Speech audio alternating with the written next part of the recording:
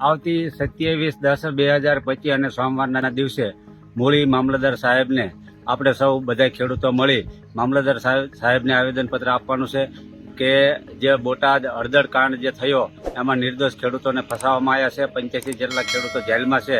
એના અનુસંધાને આપ સૌ મૂળી તાલુકાના તમામ ખેડૂતો મૂળી સવારે 10 વાગ્યા બધા ખેડૂતો પધારો. બોટાદમાં ખેડૂતો સાથે જે થયું એના પછી મહાપંચાયતમાં ખેડૂતો સાથે જે થયું, મહાપંચાયતથી જ આખી કહાનીની શરૂઆત થઈ કે જ્યાં પોલીસ અને ખેડૂતો આમને સામને આવી ગયા.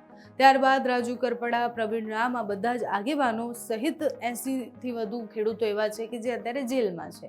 એ ખેડૂતો માટે અત્યારે બીજા ખેડૂતો લડી પણ રહ્યા છે. પણ ફરી એકવાર ગુજરાતમાં મહાપંચાયતનું આયોજન થવાનું છે જે ખેડૂત અને ખેડૂત આગેવાનો કરવાના છે. એક મહાપંચાયતથી જે શરૂઆત થઈ હતી, ખેડૂત મહાપંચાયતથી જે બોટાદવાળી થઈ હતી, એના પછી વધુ એક મહાપંચાયતમાં શું થાય છે ખબર નથી.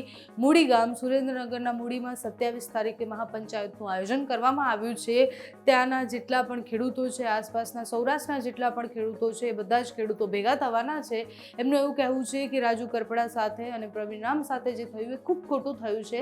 એમને ખોટી રીતના જેલમાં પૂરવામાં આવ્યા છે. સાથે જ બીજા જેટલા પણ ખેડૂતો સામે આક્ષેપ થયા છે, જેટલા પણ ખેડૂતો સામે FIR થઈ છે, બધા જ ખેડૂતોને છોડી દેવામાં આવે. એમનો કોઈ જ ગુનો નથી. એમના નામ જોગ ફરિયાદ કરી અને એમને જેલમાં રાખવા માટે આ બધું જ કરી રહી છે ભારતીય જનતા પાર્ટી. ખેડૂતોનો આક્રોશ છે. મૂળી ગામમાં 27 તારીખે ભેગા થવાના છે. હવે મહાપંચાયતમાં શું થાય છે, એના પછી સરકાર શું કરે છે, કારણ કે હવે તો નવા કૃષિ મંત્રી પણ આવી ગયા છે. એમને પણ ઘણી બધી વાતો કરી છે કે હવે આગળ જતા કેવી યોજનાઓ લાવવાની છે, ખેડૂતો માટે શું કરવાનું છે. પણ ખરેખર અત્યારે જે બોટાદવાળી ઘટના બની એમાં ખેડૂતોને કેટલો ન્યાય મળે છે એ સમય બતાવશે. મૂળી ગામમાં ક્યારે સભા છે, ખેડૂતો કેટલા ભેગા થવાના છે તે સાંભળીએ. નમસ્કાર ખેડૂત મિત્રો, આવતી 27/10/2025 અને સોમવારના દિવસે મૂળી મામલતદાર સાહેબને આપણે સૌ બધા ખેડૂતો મળી મામલતદાર સાહેબને આવેદનપત્ર આપવાનું છે કે જે બોટાદ હળદર કાંડ જે થયો એમાં નિર્દોષ ખેડૂતોને ફસાવવામાં આવ્યા છે. 85 જેટલા ખેડૂતો જેલમાં છે. એના અનુસંધાને આપ સૌ મૂળી તાલુકાના તમામ ખેડૂતો મૂળી સવારે 10 વાગ્યા બધા ખેડૂતો પધારો.